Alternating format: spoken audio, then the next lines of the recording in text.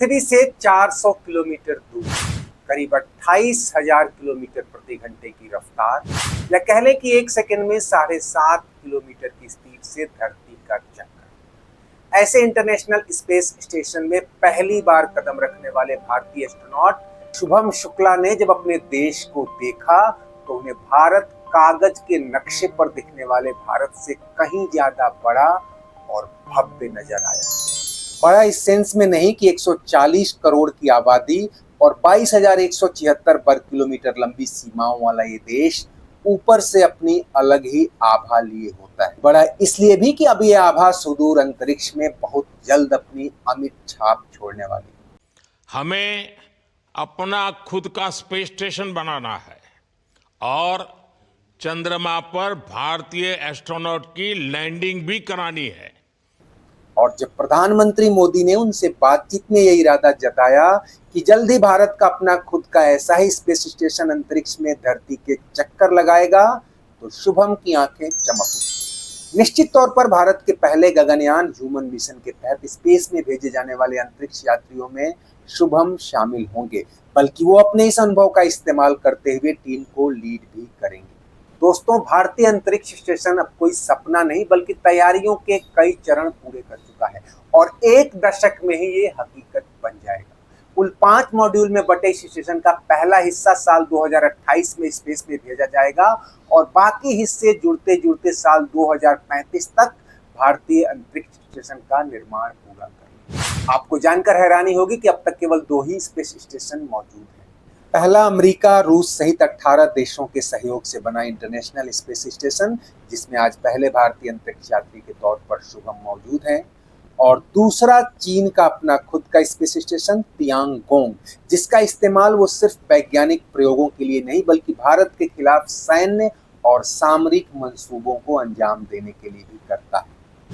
ऐसे में आप समझ चुके होंगे कि भारतीय अंतरिक्ष स्टेशन केवल वैज्ञानिक प्रयोगों के लिए नहीं बल्कि देश की सुरक्षा के लिए भी कितना अहमियत रखता है। दोस्तों, पहले ही भारत के सैकड़ों सैटेलाइट्स अंतरिक्ष में सूचना और संचार से लेकर मौसम तक की निगरानी और जानकारी दे रहे हैं, और इनमें से कई हमारी सीमाओं की सुरक्षा, दुश्मन देशों की निगरानी और देश के भीतर और बाहर कई सैन्य मिशन को मदद करने में भी लगे हैं।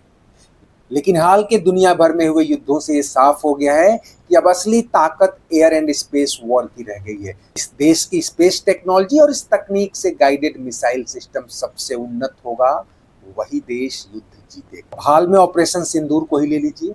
हमने प्रिसीजन अटैक के जरिए पाकिस्तान में दर्जनों ठिकाने ध्वस्त किए, साथ ही देश के भीतर उनके तमाम हमलों को विफल कर दिया।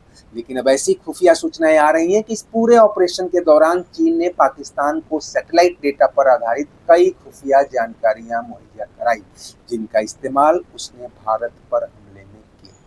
अब कल्पना कीजिए कि हमसे स्पेस टेक्नोलॉजी में काफी आगे चल रहा चीन कल को भारत के खिलाफ आक्रामक हुआ, वो हमारे लिए कितना खतरनाक हो सकता है। वो अपने स्पेस स्टेशन का लगातार विस्तार कर रहा है। संभव है कि वो इसका इस्तेमाल डिफेंस सर्विलांस के साथ ही न्यूक्लियर या एडवांस वेपन्स के स्टोरेज या भविष्य में धरती पर अचूक हमलों के लॉन्च पैड के लिए भी कर सकता है। ऐसे में भारतीय अंतरिक्ष स्टेशन हमारी सुरक्षा चिंताओं को न केवल कम करेगा बल्कि भविष्य के लिए ऐसा डिफेंस सिस्टम भी मुहैया कराएगा जिससे दुश्मन भारत की ओर टेढ़ी नजर करने की जरूरत भी न कर पाए। 24 घंटे में धरती के 16 चक्कर लगाने वाला स्पेस स्टेशन हमारी 15,000 किलोमीटर जमीनी सीमा और करीब 8,000 किलोमीटर लंबी समुद्री सीमा के जर्रे जर्रे पर तो नजर रखेगा ही, जरूरत पड़ने पर सैन्य कमांड सेंटर का भी काम कर सकता है। यहाँ से वो चीन और पाकिस्तान के हर मंसूबे को भांप सकता है और उन्हें नेस्तनाबूद करने में मदद भी कर सकता है। और हाँ, यह गगनयान सहित भविष्य के हमारे सभी स्पेस मिशंस के लिए एक इंटरमीडिएरी जंक्शन का भी काम करेगा। आइए थोड़ी जानकारी भारतीय अंतरिक्ष स्टेशन की भी ले लें। जैसा कि बताया कि इस स्टेशन में 5 मॉड्यूल होंगे। इनका अलग अलग इस्तेमाल होगा, जैसे एस्ट्रोनॉट के रहने के लिए, रिसर्च के लिए, कम्युनिकेशन के लिए वगैरह।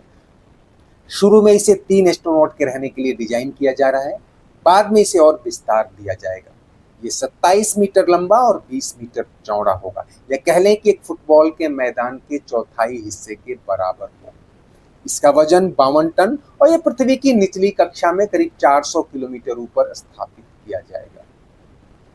सबसे खास होगा इसका कंट्रोल सेंटर, जिसमें स्टेशन की मॉनिटरिंग और ऑपरेशंस को देखने के साथ ही एक्सपेरिमेंट्स का काम होगा और धरती के साथ ही अनंत अंतरिक्ष पर भी नजर रखी जाएगी। केंद्रीय मंत्रिमंडल ने सितंबर 2024 में गगनयान कार्यक्रम के विस्तार के तहत भारतीय अंतरिक्ष स्टेशन की पहली इकाई यानी BAS-1 के निर्माण को मंजूरी दी थी। इसके तहत 8 टन वजनी पहला मॉड्यूल 2028 तक पृथ्वी की कक्षा में प्रक्षेपित किया जाएगा। डॉकिंग सिस्टम के जरिए एक दूसरे से जुड़ते हुए सभी मॉड्यूल मिलकर साल 2035 तक भारतीय अंतरिक्ष स्टेशन का निर्माण करेंगे। असल में यह भारतीय गगनयान मिशन का ही विस्तार है, जिसके तहत 4 मिशन शुरू होने हैं। 2040 तक चंद्रमा पर भारतीय अंतरिक्ष यात्री भेजने और शुक्र और मंगल मिशनों के लिए भी इस स्टेशन की महती भूमिका रहने वाली है। दोस्तों, उम्मीद है आपको वीडियो पसंद आया होगा। ऐसे ही रोचक अपडेट्स और एक्सप्लेनर्स के लिए चैनल सब्सक्राइब कर लीजिए। चलते चलते वीडियो लाइक और शेयर भी करते चलिए। कमेंट बॉक्स में आपकी हर राय का स्वागत है। शुक्रिया, नमस्ते।